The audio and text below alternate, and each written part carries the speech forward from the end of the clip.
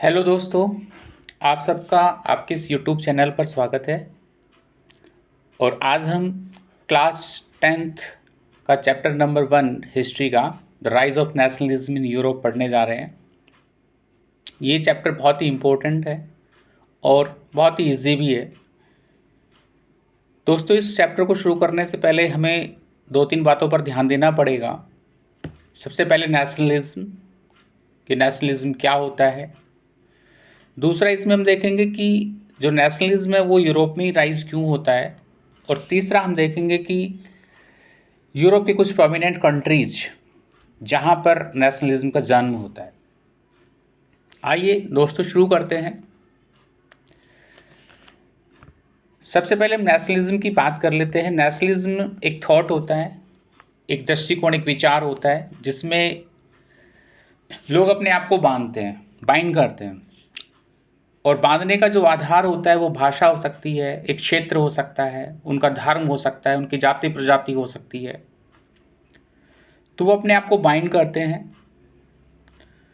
और इसका जन्म यूरोप में ही क्यों होता है, तो मैं आपको बताऊं कि सबसे पहले जो क्लियर एक्सप्रेशन ऑफ नेशनलिज्म था वो फ्रांस में देखा गया 1789 के दौरान। वहाँ पर क्या था कि सोसाइटी, फ्रांस के अंदर सोसाइटी को 3 भागों में बांटा हुआ था। और जिसमें first state, second state, third state, वो आपने 9th क्लास में पढ़ा होगा। और उसमें जो फर्स्ट और सेकंड स्टेट हुआ करता था वो एक्चुअली नोबल पर्सन और क्लेर्जी, जो चर्च के जो पुजारी वगैरह हुआ करते थे, उसमें वो आते थे। राजा या राजा की फैमिली के मेंबर्स वो फर्स्ट और सेकंड स्टेट में आते थे। और इन लोगों के पास कुछ अपने पूर्वाधिकार थे कि ये किसी प्रकार का कोई टैक्स पे नहीं करते थे। और तीसरे नंबर का आता था थर्ड स्टेट। तो थर्ड स्टेट सारे टैक्सेस पे करता था। इवन जो फर्स्ट और सेकंड स्टेट के कोई एक्सपेंडिचर होते थे उनको भी यही बियर करते थे। तो होता क्या है कि बड़ी प्रॉब्लम क्रिएट हो जाती है। जब भी राजा को आवश्यकता होती तो वो टैक्सेस इंक्रीज कर देता और एक लग्जरी लाइफ को वो लीड कर रहा था। तो फ्रांस में जैसा कि आप इसमें देखेंगे एब्सोल्यूटिस्ट सिस्टम हुआ करता था, जिसके अंदर क्या होता है कि all the powers remains in one hand and all decisions are taken by single person. एक ही व्यक्ति के हाथ में सारी शक्तियाँ होती थी। लॉज को फ्रेम करना है, लॉज को चेंज करना है, वो एक सिंगल हैंड में पावर थी। और उसको कोई ना तो रेस्ट्रिकेट कर सकता था, ना उसको कोई चैलेंज कर सकता था।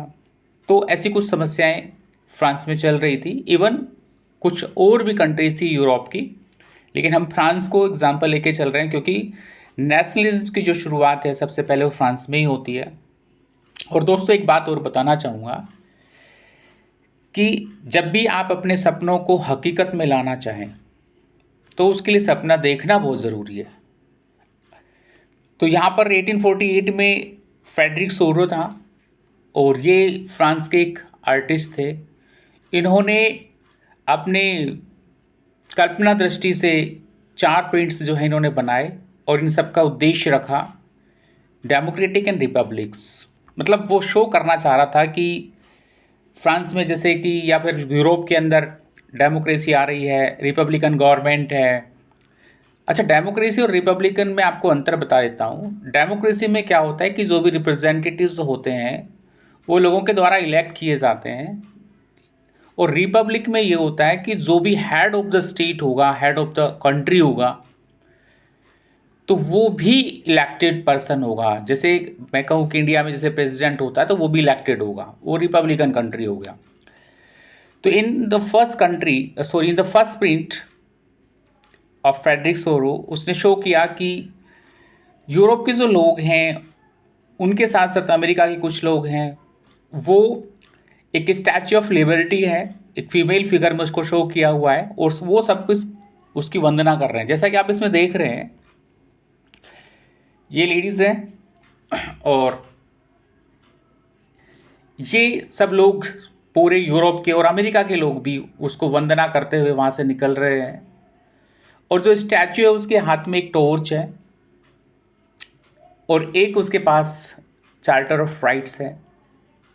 टॉर्च इसलिए दिखाई गई है ताकि वो लोगों को दिखा सके कि वो अभी अंधकार में है, उनको अभी लड़ना पड़ेगा, एक बौद्धिक जीवन जीना पड़ेगा। पहले लोग क्या करते थे कि जो राजा हुआ करता था उसको रिप्रेजेंटेटिव ऑफ गॉड मानते थे कि भगवान का प्रतिनिधि है, भगवान ने इसको भेजा है और हमें इनकी हर बातों को मानना है। लेकिन कुछ स्कॉलर्स आते हैं जिसमें रूसो, जॉन लॉक, मैकियावेली, हम इन सबको पढ़ते हैं और ये अपने अपने विचार देते हैं और लोगों को कहते हैं कि भाई राजा कोई नहीं होता, राजा तो आपके द्वारा ही बनाया हुआ है। कुछ राइट्स आपने राजा को दिए हैं इसलिए आपके राइट्स की सुरक्षा कर रहा है राजा। तो यहाँ पे नए नए विचार आते हैं और लोगों के अंदर जब नॉलेज आती है, जब ज्ञान आता है, तो वो अपने राइट्स की डिमांड करना शुरू कर देते हैं। बहुत सारी बातों का उन्होंने लोगों को रियलाइज़ कराया कि भाई this land is your land, your forefathers land, ये ज़मीन आप ही की है, आप इसके सिटीज़न हैं और ये जो नेचुरल जितने भी रिसोर्सेज हैं इसमें भगवान ने सबको दिए हैं, इसमें किसी के स्पेशल राइट्स नहीं हो सकता। तो लोगों की बात समझ में आई, इवन हम बात कर रहे हैं थर्ड स्टेट को समझ में आई। उन्होंने अपने आप को एक नेशनल असेंबली में डिक्लेयर किया, एक यूनिटी उन्होंने अपनी जो है वो बनाई और अपने अधिकारों की लड़ाई लड़ना शुरू कर दिया।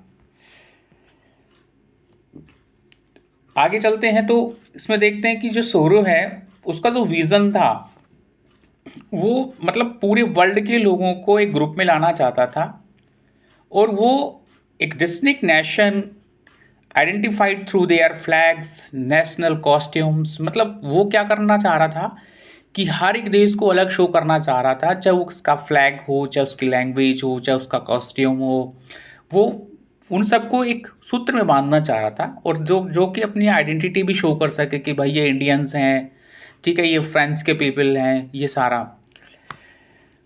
आगे देखते हैं तो इसका जो एक और इमेज थी जिसमें जर्मनी जो है वो आगे आगे चल रहा है, लीड कर रहा है। जर्मनी एक्चुअली ये बहुत ही एक पावरफुल कंट्री हुआ करता था उस समय और इसके हाथ में एक ब्लैक, रेड और गोल्ड कलर का एक फ्लैग है और इसके साथ साथ जो इसको फॉलो करने वाले हैं ऑस्ट्रिया के लोग हैं, the kingdom of the two Sicilies हैं जो इटली के अंदर था, लॉम्बार्डी है, पोलैंड, इंग्लैंड, आयरलैंड, हंगरी, रसिया, ये सब सारे के सारे जर्मनी के पीछे चल रहे हैं और स्वर्ग से देवता भी सब चीज़ों को देख रहे हैं, सारे दृश्य को ऊपर से देख रहे हैं और जो सैंट्स हैं, जो देवदूत हैं, वो बिल्कुल मतलब टकटकी लगाए हुए इस सीन को देख रहे हैं और बड़े प्रसन्न मुद्रा में हैं वो। ऐसा फ्रेडरिक सोरो ने 1848 में अपने प्रिंट्स में शो किया। नेक्स्ट यहाँ पर एक और विद्वान आए हैं, अर्नेस्ट रेनन। उन्होंने कहा है नेशन का एक अलग विचार दिया है। यहाँ पे आप देखेंगे सोर्स ए में इन्होंने एक अलग नेशन, ये नेशन के बारे में बताया भाई कि नेशन होता क्या है। एक्चुअली ये कह रहे हैं कि जो नेशन होता है ना, तो ये बहुत ही एक सेक्रीफाइस से, एक बहुत लंबे पीरियड के मतलब लड़ाई झगड़ों से जो एंड ओवर सेक्रीफाइसेस होते हैं, एक टोटल डिवोशन होता है और उन सब से मिलके बना हुआ होता है। ऐसा नहीं कि किसी कॉस्ट्यूम से, लैंग्वेज से, फ्लैग से किसी कंट्री को बना दिया जाए, यूनिटी आ जाए। तो ये जो यूनिटी लाई जाती है ये मतलब बहुत लंबे पीरियड में सेक्रीफाइस से लाई जाती है। तो इनके अपने अलग विचार हैं नेशनलिज्म को लेकर। प्लेबिसाइट होता है ये direct vote by which all the people of region are asked to accept और रिजेक्ट अ प्रपोजल। मतलब प्लेबिसाइट होता है जनमत संग्रह, जनमत के मतलब लोगों के विचार लेना और डायरेक्टली विचार ले लेते हैं, या तो किसी पक्ष लो के पक्ष में होते हैं या किसी लो के पक्ष में नहीं होते, सीधा सीधा उनसे पूछ लिया जाता है, वहाँ पे वोटिंग नहीं कराई जाती, या कहते हैं कि प्रत्यक्ष बस यस या नो में आंसर वो ले लेते हैं। नेक्स्ट आता है the French revolution and the idea of nation. तो जैसा कि मैंने आपको बताया था कि जो फ्रेंच रिवॉल्यूशन से ही सबसे पहले नेशन का आइडिया आता है और इस फ्रेंच रिवॉल्यूशन में ये 1789 को हुआ। मैंने आपको जैसा बताया कि भाई लोग जो है बहुत परेशान थे, थर्ड स्टेट के लोग थे, वहाँ पे एब्सोल्यूट मोनार्की हुआ करता था, सारे के सारे जो राइट्स थे वो एक ही हाथ में हुआ करते थे। लुई 16 उस समय के जो रूलर थे। तो यहाँ पे लोगों को क्या है कि कुछ ऐसे सेंस कलेक्टिव आइडेंटिटी के बारे में उनको बताया कि भाई देखो, ये जो कंट्री है ये आपकी है, ये ज़मीन है ये आपकी है, आप इसके नागरिक हैं। और भी बहुत सारे उन्होंने जो है कुछ सोर्सेज यूज़ किए। जैसे उन्होंने एक सबसे पहले थर्ड स्टेट की बात कर रहे हैं, एक सेंट्रलाइज सिस्टम जो एडमिनिस्ट्रेशन का वो उन्होंने लोगों के सामने रखा। उन्होंने ये भी कहा कि भाई देखो, लॉज जो होंगे ना वो सबके लिए इक्वल होंगे, यूनिफॉर्म लॉज होंगे, सिविल कोड्स होंगे सबके लिए।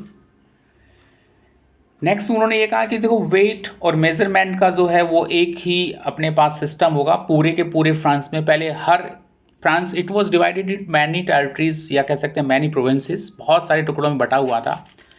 हर किसी की अपनी करेंसी अलग हुआ करती थी, हर किसी की अपनी लैंग्वेज अलग हुआ करती थी, हर किसी का अपना मेजरमेंट अलग हुआ करता था। तो इन सबको ना एक किया इन सबको, ठीक है। और इन्होंने वेट मेजरमेंट पूरे के पूरे फ्रांस में अब एक ही होगा, ऐसा मतलब एक व्यवस्था की गई। और जो फ्रेंच लैंग्वेज थी वो भी एक नेशनल लैंग्वेज जो है वो डिक्लेयर की गई। रीजनल डायलेक्ट्स को मतलब वहाँ पे बायकॉट किया गया कि भाई रीजनल डायलेक्ट्स जो है ना, मतलब जो अलग अलग रियासतों में होते थे, उन सब के बजाय एक ही लैंग्वेज डिक्लेयर की गई जो कि उनकी राष्ट्रीय भाषा होगी, और वो थी फ्रेंच। इसके साथ साथ यहाँ पर कुछ और लिटरेरी मिशंस जो है वो स्टार्ट किए गए, जैकोबिन क्लब्स स्टार्ट किए गए। जैकोबिन क्लब्स वो मतलब ऐसे स्थान थे जहाँ पे लोग बैठते थे और पॉलिटिक्स की बातें करते थे। तो यहाँ पे और भी कंट्रीज़ थी, जो उनकी जो नेबरिंग कंट्रीज़ थी वहाँ पर भी ऐसा मूवमेंट होता है नेशनलिज्म का, जैसे हॉलैंड है, स्विट्ज़रलैंड है, बेल्जियम है, इटली है। इन सब देशों के अंदर एक ऐसी लहर आ जाती है कि लोग जो है वो नेशनलिज्म की तरफ बढ़ते हैं। और फाइनली हुआ भी यही कि 1789 के अंदर उन्होंने राजा को एबोलिश कर दिया, उनके जो राइट्स थे उनको एबोलिश कर दिया। 1791 में वहाँ पर उन्होंने एक कॉन्स्टिट्यूशन भी प्रिपेयर कर दिया।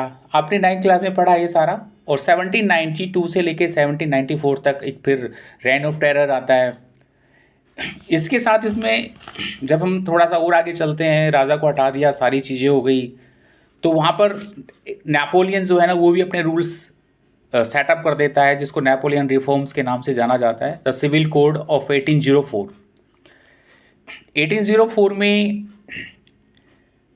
यहाँ पर नेपोलियन बोनापार्ट जो है वो पावर में आता है और धीरे धीरे वो डेमोक्रेसी को डिक्टेटरशिप की तरफ ले जाता है। लेकिन इसने कुछ अपने कोड में जो रिफॉर्म्स किए थे, मैं उनकी चर्चा ज़रूर करूँगा। कि जितने भी प्रिविलेजेस थे, all privileges based on birth वर एबोलिश्ड। मतलब उन्होंने जितने भी बर्थ के आधार पर जो लोगों को राइट्स मिले हुए थे, या कह सकता हूँ फर्स्ट और सेकंड स्टेट को जितने भी राइट्स मिले हुए थे on the basis of birth, वो सारे एबोलिश कर दिए। नेपोलियन ने एक इक्वलिटी जो है वो कायम की कानून के लिए, जो लॉज थे वो इक्वल किए गए और प्रॉपर्टी के राइट्स थे वो सिक्योर किए। फेड्यूल सिस्टम जो था, जो जमींदारी प्रथा थी, वो उसको एबोलिश कर दिया गया। और पीजेंट्स जो थे जिनके ऊपर कोई मैनुअल ड्यूज़ थे, मैनोरियल ड्यूज़ थे, वो सारे के सारे जो है उन्होंने उनको भी फ्री कर दिया। ट्रांसपोर्ट और कम्युनिकेशन सिस्टम को भी बहुत अच्छा इम्प्रूव किया। ये क्वेश्चन आपसे कई बार पूछा जाता है कि भाई ऐसे कौन कौन से रिफॉर्म्स थे जो नेपोलियन ने 1804 में किए, या फिर नेपोलियन के कुछ जो लॉज हैं उनके बारे में आपसे अक्सर पूछ लिया जाता है, तो आप इनको विशेष रूप से ध्यान रखें। तो आज के लिए इतना ही, और नेक्स्ट हम दूसरा जो हमारा टॉपिक होगा, the making of nationalism in Europe. इसमें हम देखेंगे कि किस प्रकार से नेशनलिज्म जो है वो बनता है यूरोप के अंदर और आगे कैसे ये बढ़ता है। तो आई होप ये वीडियो आपको पसंद आया होगा, और मैं आपसे यही रिक्वेस्ट करूँगा कि आपको अगर ये वीडियो पसंद आया हो तो मुझे थोड़ा सा मोटिवेट करें और अब अपने लाइक और कमेंट ज़रूर करें। Thank you very much.